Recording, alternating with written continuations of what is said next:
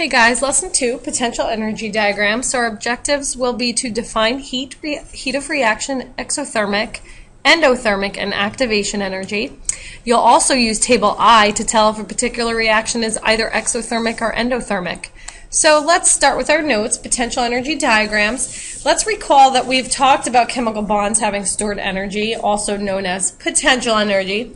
And for that reason, chemists use diagrams called potential energy diagrams to illustrate that stored energy and the changes that occur during a specific chemical reaction. So remembering, a reaction is the breaking and reforming of bonds from previous lessons. So you break bonds, A plus B, to form bonds, C and D.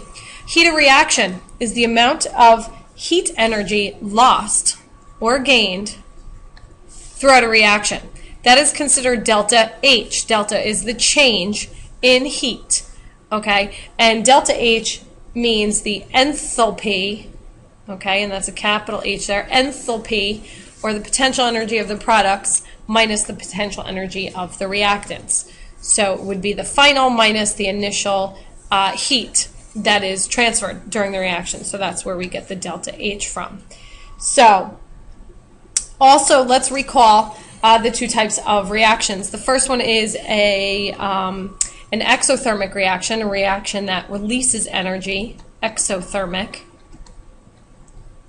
releasing heat energy. And the delta H would be a negative value. Okay, so energy is released on the right, A plus B to form C plus D, and energy, so it gives us a negative value. Example, sodium in water, lots of heat and fire produced as a product. Heat felt on a test tube during a reaction will also be an exothermic reaction. Reactions that absorb or gain energy are considered endothermic. And that would give us a delta H that is positive. Okay, energy is absorbed, which is on the left, okay, and then C and D are your products. So notice energy is on the right here, energy is on the left here in the form of heat. So you might see kilojoules, okay, and that would be in kilojoules as well, or joules. All right, so an example of an endothermic reaction would be baking. Okay, an oven is needed to supply the heat.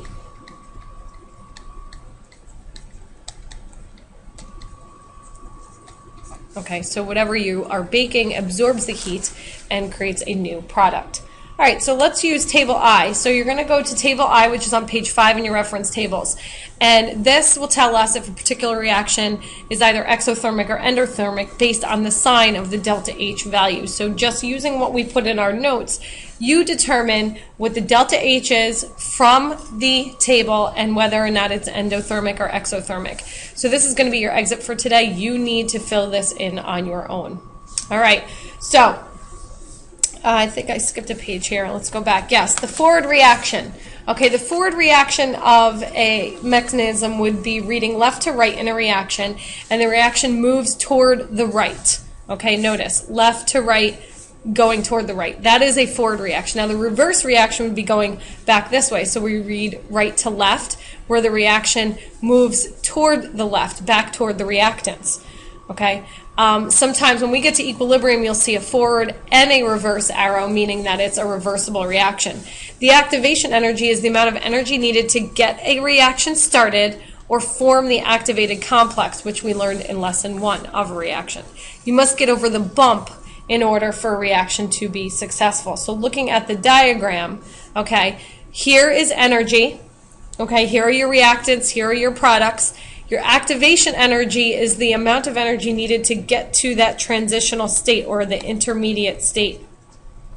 Intermediate, or at this point is also called your activated complex. Okay, the intermediate. Remember, lesson 1. Activation energy is from your reactants down to your products, so it would be from here to here. Okay, if we add a catalyst, it lowers your activation energy, so the curve would be under. So this would be with a catalyst. We're going to look at these in more detail in another lesson, but here the activation energy is lowered. Okay, so your activation energy is from this point up to the point, okay, at the top. So we're going to label this here, activation energy, without a catalyst. Okay, with the catalyst, this would be your activation energy here. Now, here are your products down here. Notice now that we're going to be looking at the difference in the bump, but in order to get over that bump, we need enough activation energy. So how exactly does a catalyst shorten the reaction time needed for a reaction to complete? Well, the activated complex is lowered, as I noted in the diagram, which also lowers the activation energy and speeds up the reaction. Okay?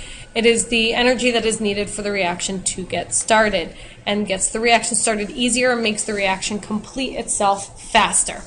Okay, so that's going to finalize lesson 2. Make sure that you fill in the table on page 6 of your notes, and also make sure that you have completed pages 3 and 4 in your practice packets, which we have done in class, but if you are behind, you need to make sure that you catch up and do those pages. Okay, thanks again, guys.